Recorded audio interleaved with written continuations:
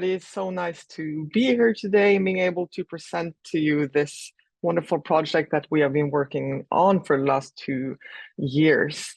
As Beth said, my name is Marinos Ioannides and I work for the International Sami Film Institute, and I'm here to present to you briefly the project EUreka3D, which is a fusion of indigenous storytelling and innovative technology.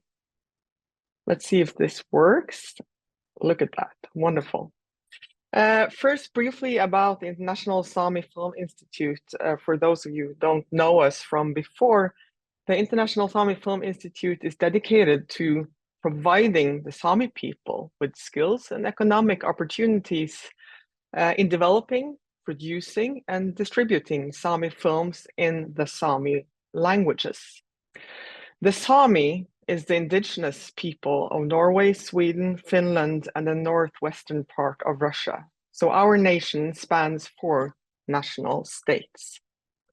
ISFI is an expert on Sami storytelling, and we are building a sustainable and innovative Sami film industry that is globally visible and attractive. And at the same time as I'm here speaking to you, my colleagues are all in Cannes to present, as we do every year, Sami films at the Cannes Festival. Good people, through our stories and films, we truly fight for the survival of Sami culture, values, and languages. And by telling, may I interrupt slightly? Do you have control of the slides? Are they moving with you? We're not seeing them move. They will be moving that. Ah, right. You have. Okay. Yes, I think I have. Sorry for interrupting. I moved the first one. So by telling our stories, we do create our future. The Aran project, here you can see it physically, a big lavvo in the San Servolo island of Venice. But first, ISFI is the Aran, the fireplace. Aran is the Sami word for fireplace, where the Sami stories catch fire and where our storytellers gather to connect with the past and create the future. Aran is the Northern Sami word to describe the hearth of a lavvo, our traditional nomadic tent, around which Sami storytelling has taken place since time immemorial. Aran symbolizes the life force of the Sami people and where the relationality between human and non-human beings is interwoven. The EUreka3D project embodies the Sami perspectives on circular time, where past, present, and future meets in a continual flow of time, bodies, and ideas. EUreka3D was official part of the extended program of the Sami Pavilion at the 59th International Art Exhibition La Biennale de Venezia, the Venice Biennale. And the 360 project was the first of its kind film project that featured 6 original 360-degree films created by 6 leading Sami filmmakers across Sápmi, our nation. The films were presented in this purpose-built giant lavvo and equipped with a 360-degree screen designed to showcase these special works. Here you can see it from the lagoon.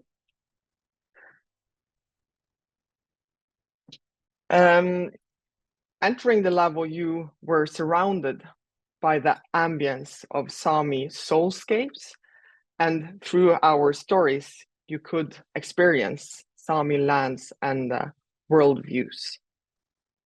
So in the middle of the Venice famous lagoon on the island of San Servolo, we entered a new digital realm when indigenous storytellers forefronted the exploration of XR technologies. This was truly a fusion of indigenous storytelling and innovative technology, and definitely our most ambitious project to date. As I said, the lavvo has a strong tradition in the Sami culture, and it has been both a home and a spiritual space for our people for centuries.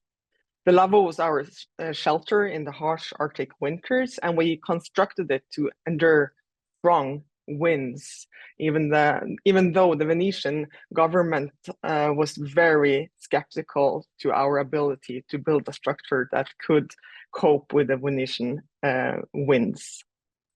Our children were born and our stories told here, and our elders passed here. And traditional Lavo has always been mobile. And as our famous poet Ailohash said, "My home is in my heart and it migrates with me." As I mentioned, when you entered the film Lavo, you stepped into this circular space equipped with a 270-degree screen and a state-of-the-art immersive sound system. The 6 filmmakers created new films for this project that challenged the traditional and conventional linear storytelling, and through this reflecting Sami tradition in a whole new manner. You can here see the logos for all the 6 films that when they come together creates the Arran symbol. At the premiere, one more picture from inside the Lavo. At the premiere of the project in August 2022, Sami artists from all over Sápmi participated to celebrate Arran and underlined the true multidisciplinarity and the multidisciplinary nature of the Sami art field. He represented with dancers, dance company Elle Sofa company that's now touring the world with their fantastic dance performances. In addition to the 360 films, the Arran project also explored the potential of AR as an indigenous artistic medium through exhibiting Carola Gran's project, The Daughters of Mataraka. Mataraka is the Sami maternal goddess, and her daughters Saraka, Uksaka, and Yuksaka protect and guide the Sami people. The 3 digital goddesses protected our film Lavo, and through your phone you could both meet them and hear more about their story, as you can see in this pictures. We also presented our own guide in the shape of Raste. He would show the way to the Arran Lavo from wherever you met him and greet audiences when they entered the San Servolo island from the Vaporetto boat in Venice. Here you have him. And as you can see, of course, we had to take him with us to the St. Mark's Square also and give him a little spin for the fun of it. When you met Rasta, he would greet you with this text, Boris, which means hello in Sami. My dear friend, welcome. My name is Rasta. I have been expecting you. Will you come with me to the place where past and future intertwine? Rivers, winds, the tundra beneath my feet, the birds in the sky, the feeling of snow whipping my face. I bring that with me. What will you bring? Are you aware that utmost beauty is not seen with the eyes? Follow me to Arran. And we became very fond of this beautiful man during our time in Venice, I can tell you that. It's more from Mataraka's daughters. Truly fantastic to bring the Sami goddesses to Venice and let them protect our project, our guests, our filmmakers, and our film Lavo. AR truly has the potential to reflect Sami worldviews and tradition as it makes the invisible visible and creates a space in between dimensions. Lastly, we created a digital and interactive poster that was presented all over Venice and in all Vaporetto stops around the city, where you through a QR code with your smartphone could actually enter a 360 screening that would appear around you anywhere. The screening showed a clip from one of the films, Maria Eira, the director of the Stolen movie in Netflix, if you have seen it lately. Her 360 film called Girtno was called Girtno, which means the reindeer coral in English. And standing at the heart of the Girtno with the 360 screen around you, anywhere in Venice, surrounded by the reindeer, moving in circular motions, the viewer could experience and taste a taste of the great forces that truly exist at the heart of reindeer herding. The Aran project was a great success for us and has since August 2022 been presented several places in Norway. In February 2024, we also premiered 5 new 360 films as part of the Bodø 2024 European Capital of Culture opening.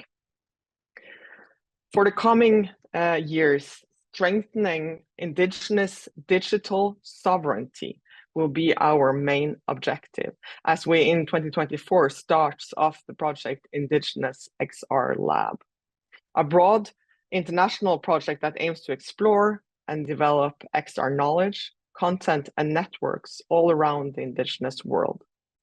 The project will also aim to further develop and strengthen indigenous AI in collaboration with a broad spectrum of international partners such as Walt Disney Animation Studios, York University, and Netflix that we collaborate very closely with. We will also go international with the Aran 360 project and will be heading to Australia and New Zealand in 2025, aiming to present new indigenous 360 films in the Aran Labo there. So please follow us on isfi.no on Facebook and Instagram for news on our development. Thank you so much for listening. Wow, thank you so much, Maria. That's absolutely fascinating. I love the word soulscapes that you use. That's really evocative and I think really an immersive word that gives us a good idea. And I love the idea of taking digital goddesses with us to Venice or wherever else we might like to go. Really fascinating. I wonder if you could pop your those following details that you just mentioned into the chat. That would be really useful to everybody to follow you. And there are some questions already in the Q&A for later. If you have any more for Maria or anyone else, please pop them in the Q&A. And we will move along now to Carl Sedgwick, who is a 3D designer and co-founder at Domingo Studios and a self-titled geek. And alongside a fascination for 3D and AR, Carl loves delving into historical reconstructions, blending technological expertise with a deep appreciation for the past. And he thrives on the intersection of innovation and heritage, which is exactly what he's going to talk to you about today. So welcome, Carl, over to you. If you can take control of the slides, they will be yours. Thank you very much. Good morning. Bore da from West Wales. It's quite sunny where we are, so I'm not that far away from Beth. But it's always sunny down here. So yeah, my name's Carl Sedgwick. For the visually impaired, I'm 51 years old, balding, white. My background is blurred, but there's a shrine to Pink Floyd behind me. So I'm wearing a light grey t-shirt and I have a short beard. So yeah, I'm going to talk about the Liverpool courts today, and this is kind of a personal project, really. Started as a personal project, turned into a sort of project that was picked up by the museums. I'm going to quickly click, hopefully. It's not working for me either. Yes, it is. It's just a bit slow. Okay, we're through. So yeah, I wanted to start about the story this picture on the left-hand side is of the Anglican Cathedral in Liverpool. It's the longest cathedral in Europe, apparently. And these people in my slides are my family. So on the right-hand side in the blue is my Uncle Bud. Next to him is my father. And then what this this whole project started with was because of my grandmother, Josephine Sedgwick Johnson, born in 1910.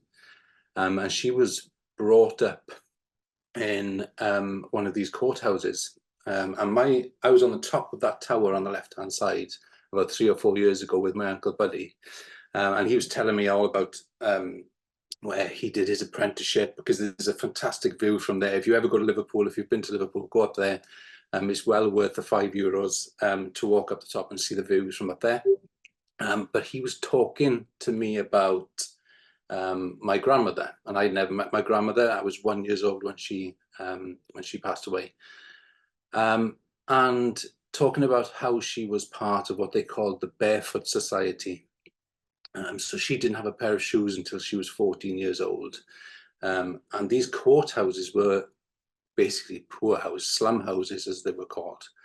And yes, we're sliding, brilliant. So if you've never seen the slum houses, the courthouses before, there's some images on the screen for you to see. There's a model there from the National Museums of Liverpool. And they've got a fantastic exhibition in the Waterfront Museum down in Liverpool of the courthouses. And that's the only thing I'd seen of it. I didn't realize that my grandmother was brought up, and that's only 2 generations away from me. You know, it's quite scary. They were developed and built because of the massive population growth in Liverpool in the sort of 1800s to the 1900s. As you can see, the population grew. Liverpool grew from 90,000 in 1801 to over 800,000 in 1931. So there's a massive influx of people. You know, Liverpool was had one of the busiest ports in the world. It was the biggest ports in the world. So there was a need to create housing, and these courthouses, called the courthouses because of, you see that little grey one in the middle there is a typical courthouse, very much packed with people. You know, each one of these houses was very small, but there was up to maybe 10 to 15 people living in each one of these houses. Some of them, and the one in the center there, the small one, you can see they had cellars as well. And lots of people lived in these sort of slums with no, very poor ventilation and very poor lighting. So after my discussion with my Uncle Bud on top of the tower, I said to him, right, I'm gonna go and find one. And he said, well, you won't find any, because they were all knocked down in the kind of mid 20th century, 1950s and 60s. They basically ploughed them. And on the top left-hand side there, you can see Pembroke Place. And Pembroke Place was one of the last standing courthouses in Liverpool. And I was up there in Liverpool a few months ago, and that's even gone now. So there's literally no houses left from this era. So, being a digital artist and 3D designer, we thought we'd reconstruct it. And yeah, so Pembroke Place, just to sort of just catch you up with this as well. So a couple of years ago, Dr. Elizabeth Stewart from the Liverpool Museum, an archaeologist, sort of did the dig. They call it digging up Little Hell, and they found some of these really just fascinating, interesting artifacts that were left by the people living in the courthouses at Pembroke Place. And you can see on the left-hand side things like those little bone, I've forgotten the name of that thing, it'll come back to me, bowls, pots, all these kind of things that were found in the car park. And she picked up on this reconstruction that we did, where we used 3D technology, so 3D design. We use predominantly Blender, which is a 3D sort of design application. We have embedded those sort of 3D artifacts using Sketchfab. And the way that we've got this out to the public is in the form of a kind of 360 tours, usually used for things like estate agents and things like that to show around houses. We created a digital reconstructed version using Blender. And in Blender, which is an amazing bit of sort of software, you can place in a digital 360 camera. So if you've seen a 360 camera, it's one of these. If anybody can see me, it's like a 360 camera. You can put into a real world space, or you can do the same thing with a 3D space or 3D created space. So we constructed this reproduction of a courthouse, a typical courthouse in Liverpool, put in a 360 camera, and then took what we call an equirectangular image, and then put that into SeekBeak, which you can see up there, is our platform of choice to get that out to the world. So you'll see, hopefully, on each of the slides, I should have mentioned this earlier, is a QR code. So if you've got a phone handy and you want to see this thing and experience this thing, just scan the QR code in the bottom right-hand corner of the slide, and you can see it on your phone or on your computer. So we constructed it, and if I can flip to the next one as well, and created a reproduction of one of the rooms, or a typical room that would have been in there. And typically it was, you had sort of ground floor, you had a second floor, and then you had an attic space. And as I said, some of these houses were holding families of 10, 15 people. And when you think of the size of these things, you can see how compact these courthouses were. So I'm going to just try and press the button to see if we can actually have a look around these things. So I really wanted to get to this bit before I got my Oscar music turning up, because I know 10 minutes is quite short. So if anybody's viewing this at the moment, fantastic. There's 3 views that you can look around. I'm trying to do this, it's a little bit slow, but just look around. We have narration. I'll press the narration. We have interactive elements of seeing the 360 or 3D objects that you can see. I jump over to where the lavvy is. The lavvy is the toilet in Liverpool, and this is a typical courthouse. If I press this. Are you still cleaning those windows, Polly? You've been at it all morning. Father Ryan from St. Vincent's is round here later, so I want to make sure it looks nice. Well, it's my turn to put a pot of tea on today, so come round when he's gone. Okay, so that gives you can switch that on and off. And if I quickly show you some of the interactive objects we can click on. So you can click on anything that says 360, and that will come with a 3D object. It's very slow on my computer at the moment. I don't know if it's landing with anybody else. I don't know, but you can click and you can move around this thing. I'm going to jump off there very quickly because I want to just quickly show you the inside, the interior room. In here, I said again, this is a typical sort of interior that you would have found. Very sort of simple amenities in there. There's no running water. All running water was in the Melly fountain outside. And I might just try the pot, see if it loads. So you can look around this whole space. You can pick up these objects and spin them around. We wanted to be able to sort of allow people to experience these courthouses. Yeah, we have one. So you can click and drag this around.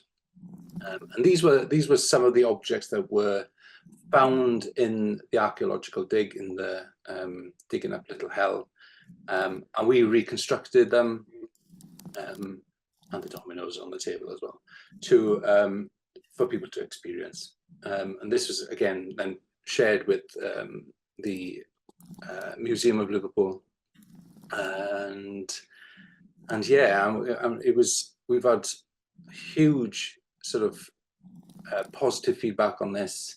There are lots of views on the website, and it's done fantastic things for us. I think my time was up about 2 minutes ago, but yeah, thanks. Thank you, but it's fascinating. Amazing. Yeah, absolutely brilliant. And thanks very much for inviting me to. Absolute pleasure. Yeah, when I first explored the 3D experience with the sound, the accents and the objects, I just thought it was really fascinating, and wanted to hear more and to find out that it's a personal story, that actually your grandmother, experienced that herself. I think that's really interesting and gives another dimension to it. So thank you so much, Carl. So we're going to move on to a final speaker in the session, which is Marinos Ioannides. And now Marinos is Director of the UNESCO Chair on Digital Cultural Heritage at the Cyprus University of Technology. He has a PhD in the development of a 3D reconstruction engine for digitized objects. He's been involved in too many European cultural heritage projects to mention, really, but recent ones include the initial training network for digital cultural heritage, the Horizon 2020 virtual multimodal museum project, an EU study on quality in 3D digitization, and the Erasmus Plus Glamours project. But today, Marinos is going to tell us the story behind one of the 3D models that Cyprus has provided to the Twin It campaign, and it's about the Lambusa fishing trawler. So Marinos, over to you. Thank you very much. Good morning, good afternoon, good evening, dear participants. My name is Marinos Ioannides, and instead to describe myself, I will say that if you Google me, then you will find only 5 existing in the EU, and I am the oldest one. Probably I am under protection, I don't know. Nevertheless, the presentation of today, it's about a trawler, a fishing boat. Yes, the Lambusa, so-called Lambusa fishing trawler from Limassol in Cyprus, a project which was implemented within the work of the UNESCO Chair, funded by 2 EU projects, the EU Chair Mnemosini project and the EUreka3D. Now, the UNESCO Chair on Digital Cultural Heritage, who we are, our name is Mnemosini, and our tasks, we are developing new approaches to heritage digitization, managing cultural knowledge and memory, building innovative cultural heritage experiences, promoting use and reuse of digitized collections, research collaborations in a high level, setting standards, that's extremely important for us in a time period of the 21st century, digital transition, digital transformation, when no standards existing in the area of the documentation of the past. And of course, we are dealing with a very, very specific topic, from an object to a monument. And if you see our name, Mnemosini, an ancient Greek goddess from the mythology, the mother of the 9 ladies, muses, they had a temple named, well-known around the world, museum, a space of knowledge as it is defined today, a space in the old time where the ancient Greeks went to preserve their memories. So having that in mind, a year ago, we got a call from the mayor. I answered the call. I am the mayor of the city of Limassol. Mr. Mayor, good morning. I paid all my taxes. Everything is okay. Don't worry. No. Thank you. But there is something which we need your help, your support. Please, if you come to my office. The day was long.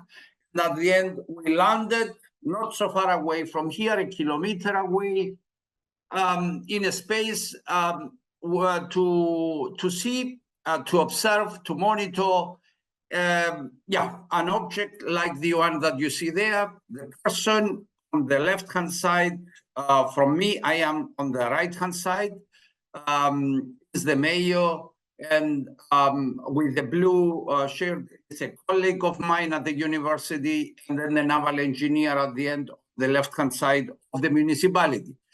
And what was this? What the mayor wanted to know? Could you please? You have the UNESCO chair. Your name is Marinos Ioannides. Here is our object. Could you please take care that this memory will be for the future well preserved, and as a milestone for Cyprus, for the Greek-speaking, let's say, area?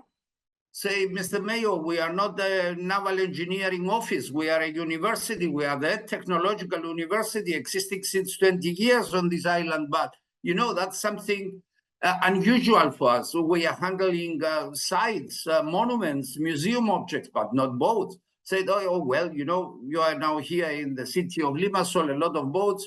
Voila, if you can please help. And we undertook this initiative with the help of EU funding. And I would like to show to you what we had in front of us when we started. You see, this was the object which we had to take care to digitize from the beginning. The surrounding, but also on the top of the boat. So you can see now pathology examples of the frames of the boat, and whatever we developed out of that, with the help and support of a very, very latest technology software, which has been presented from the previous colleague. And the boat, as it has been digitized, and the boat, as it has been modeled. But that's just only a geometry. This is nothing so far as the digital cultural heritage concern. It's just only a digital twin, but not a memory twin, as we define it in Cyprus. This is exactly the difference. And now we are moving from the digital twin to the memory twin, and here is the challenge coming now. So now, from a trawler to a museum, that was the task of the municipality, of the mayor, who wanted to get the boat well documented, well preserved, reconstructed, and then to bring it to a museum. But why? Because now it has, with the past, we document, and one of our main tasks is what? To learn from the past, to improve the future. And UNESCO chair, UNESCO, United Nations, Sustainable Development Goals, the 17 goals, 2030, one of them, most important, life below water, but below water now, we want to stay above the water every day, yeah? So now, life below the water. And what does this mean? If we go and analyze it, we see 6 sub-goals, and we are interested about the last one. You see there, the last one with the boat. You know what it is? It's a trawler.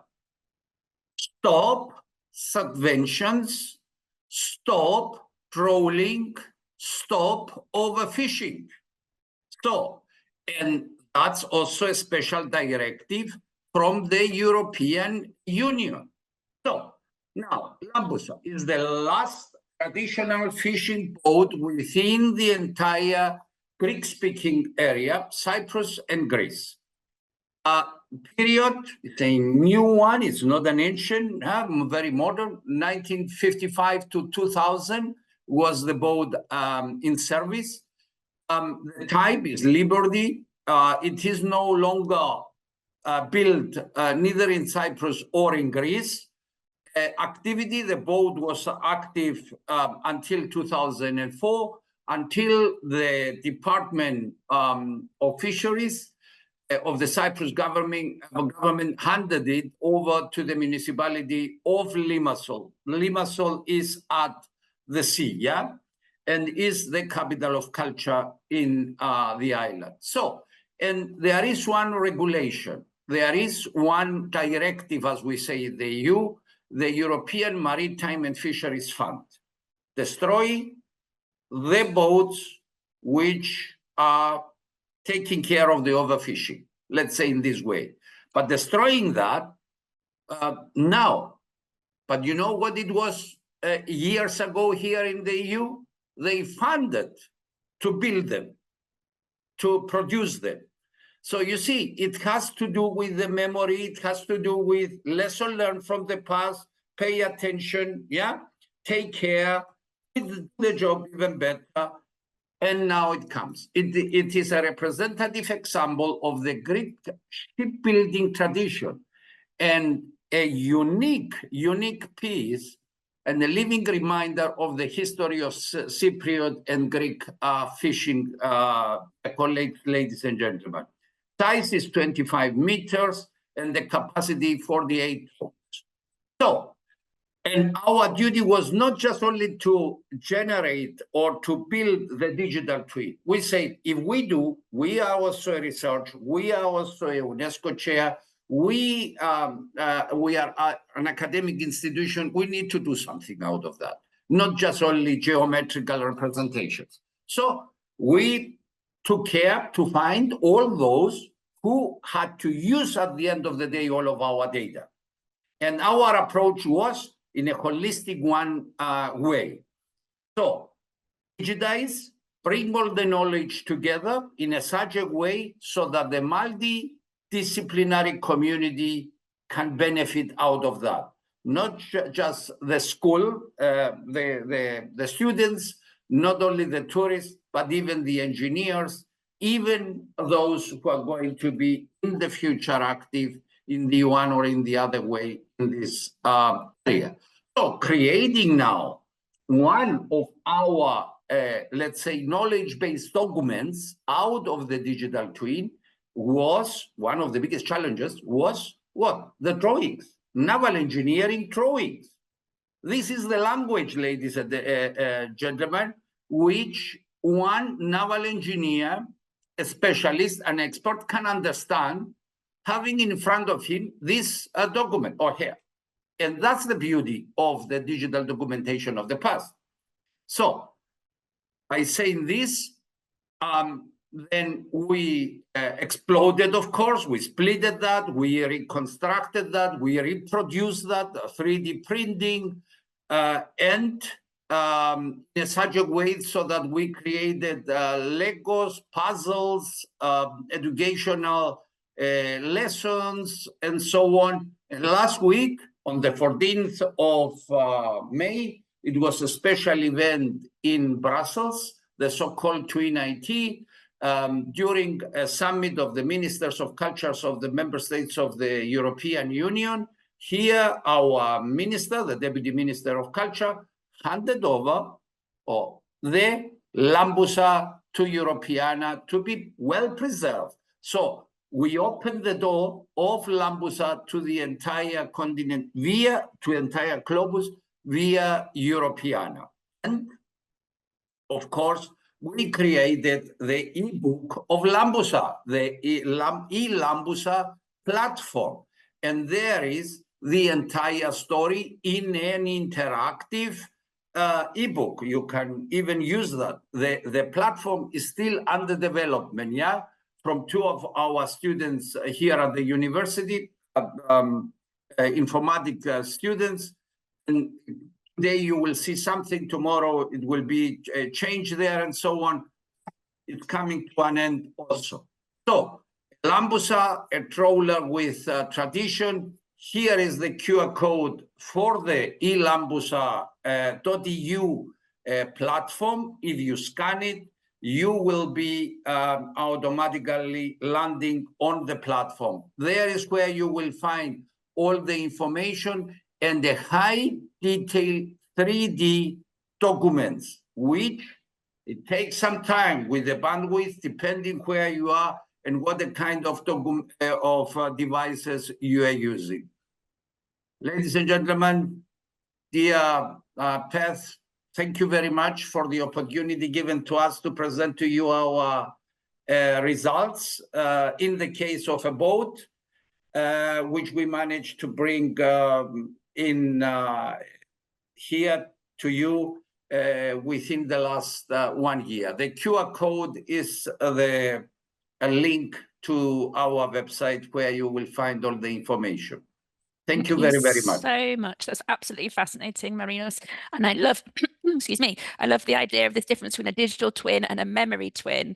And I think it's this connection to place that means something and is something to do with social history and identity that really links all of these three projects. So I'm going to ask the speakers, please, if you have in a second, if you have a look in the Q&A, there are some direct questions to you there. If you could respond to those by text, typing, that'd be really useful. But I'd just like to finish with one question to all of you, and if you can manage a really short answer, that would be, I'd really appreciate that. So what struck me about these projects is the very strong sense of place as important, and particularly the concept of home. All these places, Maria used a quote that said, "My home is in my heart and it migrates with me." Carl's project was literally about homes, and Marinos, this trawler, represents sort of livelihoods linked very much to a place. So my question to you all is, how have audiences who view these things as to do with their home, how have they reacted? Or is there anything that you can tell us about the reflections of your audiences to these? And I'll go in the order that you spoke. So Maria, if we could have a brief response to that from you, I'd love that. Well, it's quite hard to answer directly, I think, but it's no doubt that the Lavo represent very important part of our tradition and history, and the films also. As I said briefly, the films created kind of a new space, a new way of telling stories in the film medium. Around 360 is, as far as I know, the first time that films have been made with a kind of a narrative in the circular storytelling with the narrative. 360 film, of course, has been used all over the world, but usually for other things, very visual films or nature films and so on and so forth. So this was a very different way of telling these stories in the Lavo, and of course that reflects and represents something very special for our people. So I think our Sami audiences responded to that in a very kind of special way, and for national international audiences, of course, the reflections are a bit different. Thank you so much for that. And Carl, how about the people of Liverpool? How did they respond? We've had really amazing sort of messages from all over the world, really, and not just the city of Liverpool, because these slum houses were sort of across the north, especially in Manchester and Leeds and all these places. But we get kind of waves of messages and spikes in our sort of viewing, where, sometimes on Facebook, they've got these, you've got groups on there, sort of history of Liverpool or the courthouses, and somebody shares it, and then you see this kind of spike happen, and then lots of messages coming through about, and we get, really personal sort of answers about how people's parents or grandparents or lived there, and they remember seeing these things, in the sort of, as I said, they're kind of still around in the 1950s. So yeah, it's an amazing response, and the objects, the objects are, just trigger things with people. They're just memory triggers for people.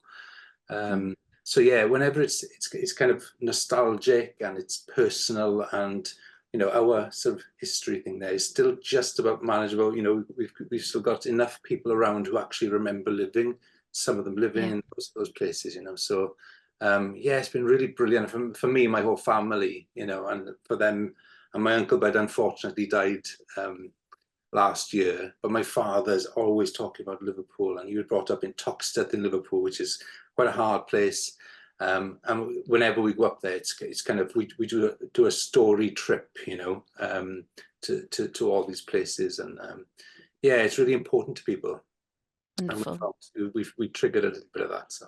Excellent, thank you, Carl. And Marinos, the people of Limassol, have they responded to the trawler being available to them in this way? Yes, the boat, I didn't say it earlier, but the boat was, or is still one of the symbols of the city of Limassol. Yeah, it's the only one existing in the entire Greek speaking area. And it was an attraction for students, elementary school, gymnasium, tourists, and everybody, foreigners visiting for business, the city, and so on. So now the boat is fully renovated, and in the next few days, it's going back to the sea. It's going back to the original site. Yes, it's going to be a press conference. And of course, that was why we pushed so much in the last 1 year to have it in Europeana. And now we are trying in the next a few days to get also the platform ready to go. And I'm sure that now with the digital era, the visibility of this new identity, refreshed identity of the city of Limassol is going to be something special. Wonderful. Thank you so much. And thank you to all three of you for sharing your stories about your places that mean something to you with us all.